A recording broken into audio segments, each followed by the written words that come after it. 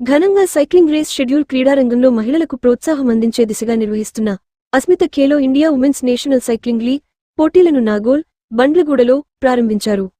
ఈ కార్యక్రమానికి ముఖ్య అతిథిగా హాజరైన టీపీసీసీ ప్రధాన కార్యదర్శి, అంతర్జాతీయ ఆర్యవైశ్య ఫెడరేషన్ జాతీయ వర్కింగ్ ప్రెసిడెంట్ మరియు రాష్ట్ర అధ్యక్షుడు ఉప్పల శ్రీనివాస్ గుప్తగారు జెండా ఊపి పోటీలను ప్రారంభించారు. ఈ సందర్భంగా ఆయన మాట్లాడుతూ, మహిళలు క్రీడల్లో ముందుకు రావడం ఎంతో ఆనందదాయకమని, కేంద్ర మరియు రాష్ట్ర ప్రభుత్వాలు క్రీడలకు మరింత ప్రాధాన్యం ఇవ్వాలని సూచించారు.